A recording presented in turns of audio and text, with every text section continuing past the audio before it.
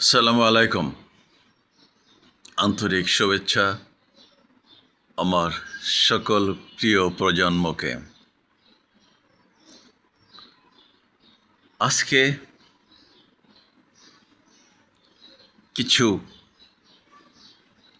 আনন্দ, বেদনা, সুখের কথা বলার জন্য এই ভিডিওর অবতারণা।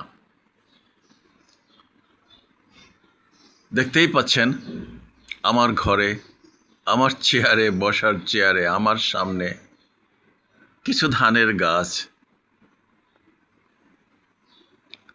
এর পিছনে একটা ছোট্ট ইতিহাস আছে আসলে। আরেকটা কথা আমি বহুবার বলছি, আমার নাম মোয়াজ্জেম উদ্দিন তালুকদার। তার মানে পিছনে একটা তাল্লুক জড়িত আছে।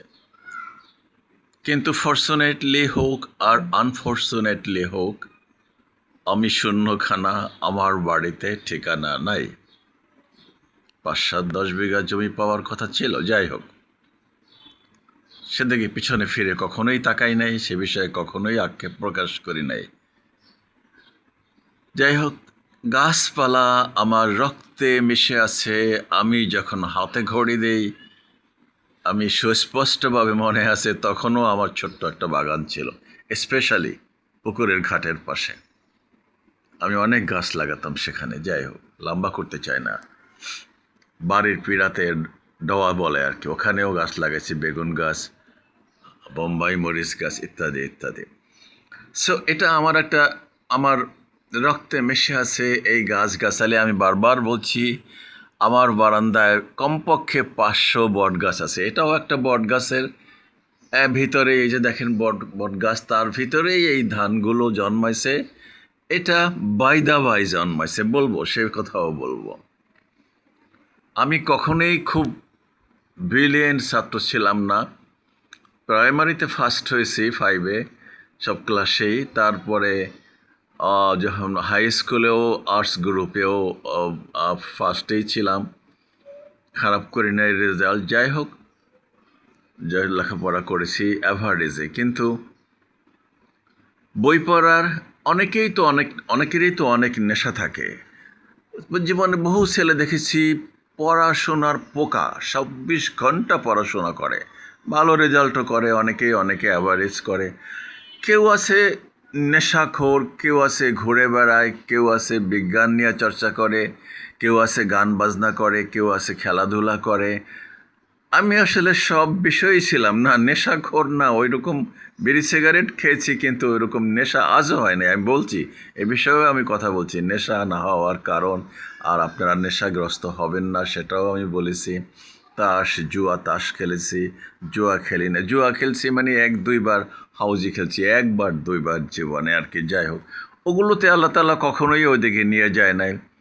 মেয়ে মানুষ, মদের ডিপোতে চাকরি করেছি, বাট নো, ওদিকে কখনোই আকৃষ্ট হই নাই। কাছ থেকে অনেক কিছু দেখছি।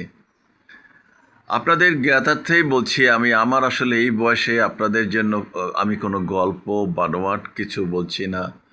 জীবনের যে বাস্তব ঘটনা সেইগুলোকেই বলছি।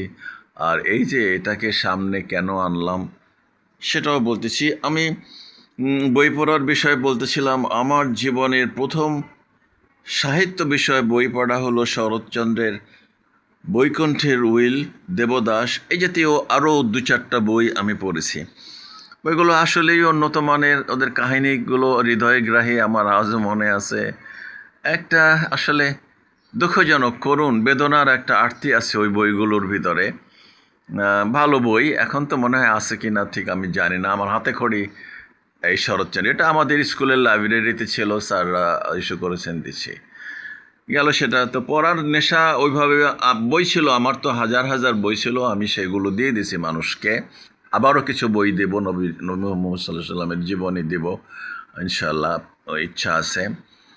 তো যাই হোক, আর এই গাছপালার নেশা হলো ওই যে আমার নেশা।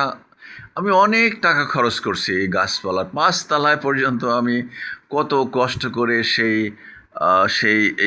গাছ কি বলে এটাকে, ওই যে ডুমুরের গাছ, এটাকে আরবি নামটা তো ভুলে গেছি। 1600 টাকা দিয়ে গাছ কিনেছি, 1-2টা ডুমুরের বুয়া সব। বারান্দার ভিতরে, বাইরে না। এখন তো আমি ওই পেয়ারা গাছটা আমার ঘরের বাইরে, আমি ওটা বুদ্ধি করে লাগাইছি, দোতলায় লাগাইছি। পাঁচতলায় লাগানো তো ভয় থাকে, রিস্ক থাকে, পড়ে টরে গেলে মানুষের মাথায় অ্যাক্সিডেন্ট করবে, এটা তো দোতলায়।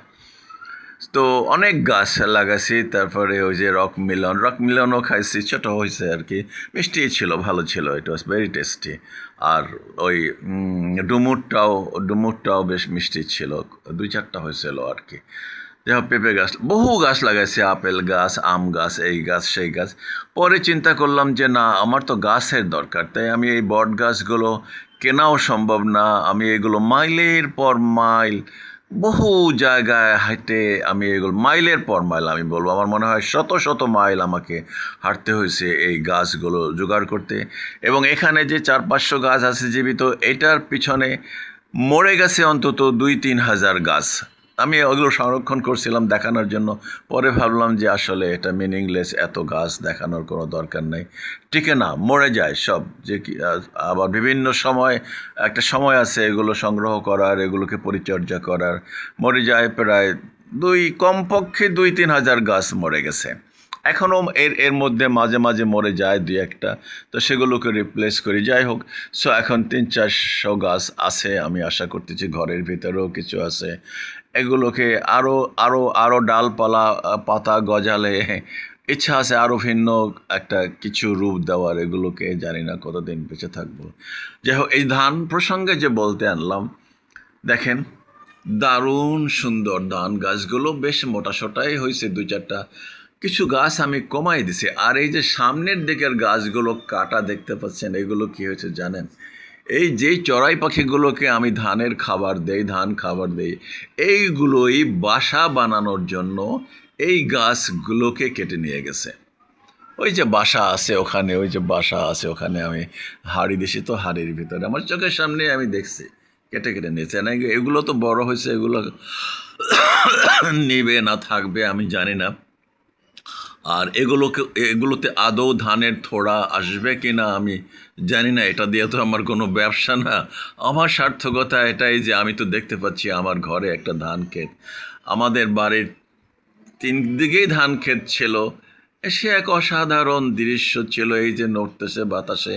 আর সেই বৈশাখ জ্যৈষ্ঠ মাসে পুকুর পাড়ে ধান ক্ষেতের সামনে বসে মাচা বানায় পড়ালেখা করতাম, বাড়িতে ছুটিতে গেলে ডাব খেতাম, আম বানাই খেতাম ছেলে পেলে নিয়ে।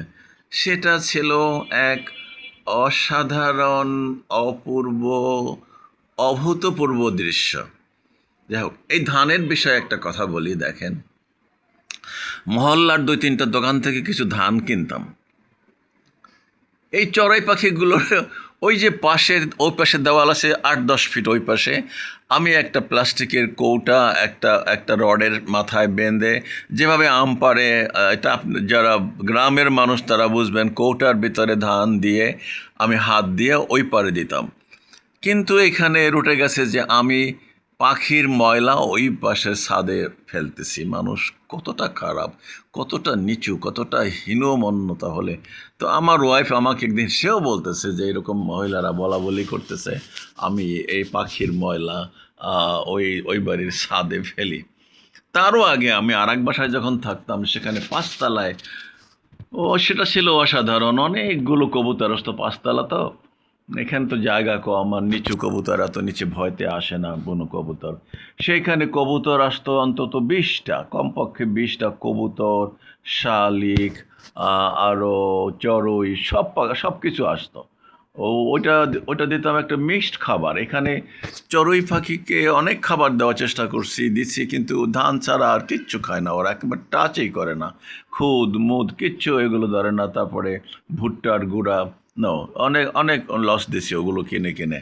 ও খায় না, চানাচুর ও কিচ্ছু খায় না, শুধু এই ধানগুলো খায়, কম বেশি খায় আর কি। যাই হোক, ভালোই খায়। সো এই ধান মহল্লা থেকে কিনতাম। কি জানি না এরা ভেজাল মিশায় না কিভাবে এটা হয়, আমি চোখে দেখি না যেহেতু, আমি কি বলবো। এই ধানের ভিতরে অর্ধেকই মনে হতো আমার কাছে বালু, ময়লা, আবর্জনা, চিটা তো আছেই। পরে আমি টঙ্গী থেকে এককালীন গিয়ে 10 কেজি ধান কিনে নিয়ে আসি। সেটাও যে খুব উন্নত মানের তা না, কারণ আমি তো ধানই পরিবারের ছেলে, আমরা 1400-1500 মণ ধান পেতাম। আর আমি তো ধান চিনি, এমন না যে আমি চিনি না, বাংলাদেশের সন্তান আমি তো লন্ডনে জন্মাই নাই। সো খুব ভালো কোয়ালিটির ধান বাজারে বিক্রি করে না, এগুলো পশু হাঁস মুরগির খাবারের জন্য সাভারে যে পাখির হাট আসে সেখান থেকে আমি কিনেছি, ভালোটাই কিনেছি পরবর্তীতে সেটা।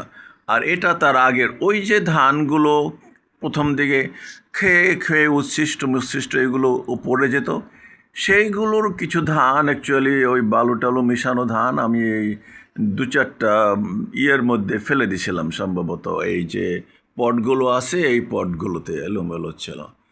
তো আমি একদিন দেখতেছি যে ভালোই তো, এরা তো বীজ গজাইছে, ভালোই হয়েছে।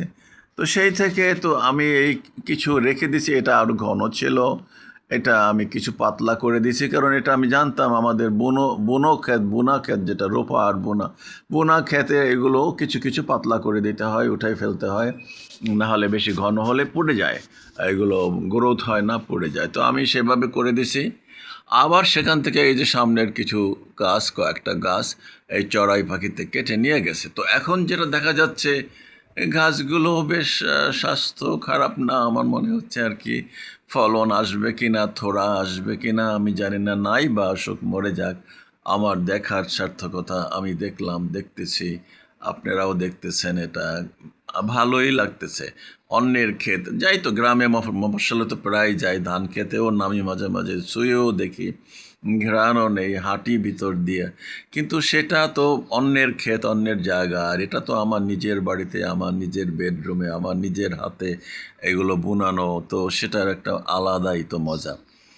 যাই হোক, এত কথা বলার আবার উদ্দেশ্য একটাই, যে আসলে আপনারা যারা ইয়াং আছেন, আপনাদের ছেলে পেলে যারা আছে, আমি তো এই ঢাকা শহরে যাই, আমার ওয়াইফকে বলি রিক্সায় যেতে, সে অতটা পছন্দ করতো না আগে, ইদানিং পছন্দ করে। তার একটা মানসিকতা তো থাকে, চেঞ্জ হতে সময়। আমার নিজের বাড়িতে আমি কত গাছ লাগাইছি, তা আমি তো বলি তুমি তো কোনোদিনও বাচ্চাকে নিয়ে একটা গাছ লাগাও নাই, পানি দাও নাই।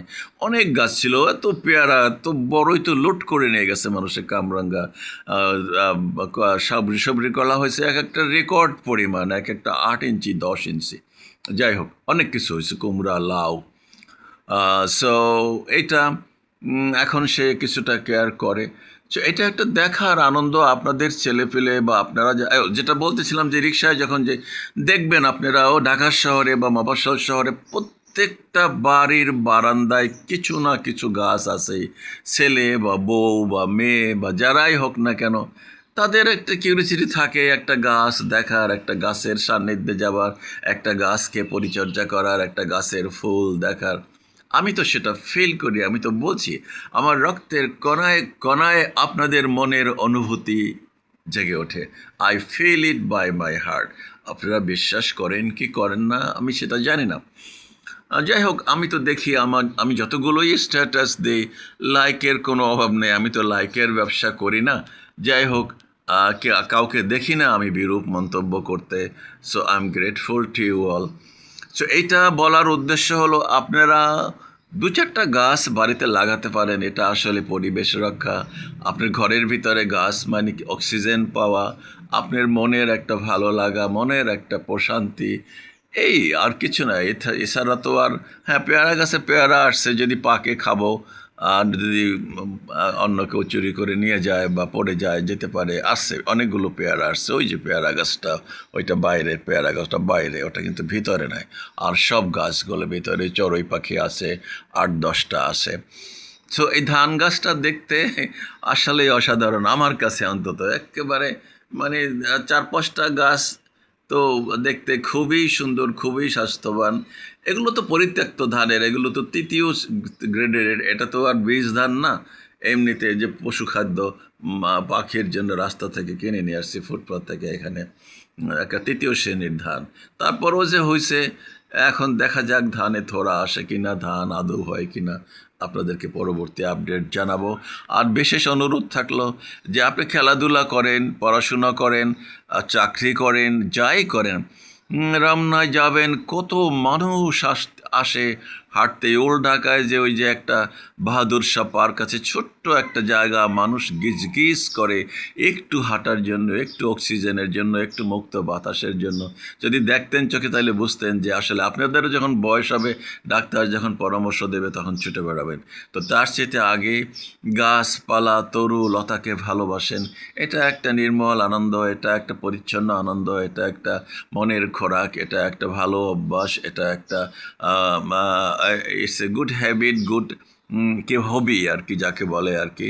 সো আপনারাও করতে পারেন, গাছকে ভালোবাসতে পারেন, গাছকে যত্ন করতে পারেন, সময় কাটবে, মন ভালো লাগবে, আবহাওয়া ভালো থাকবে, পরিবেশ ভালো থাকবে, সব কিছু মিলাইয়া কোনো লস নাই।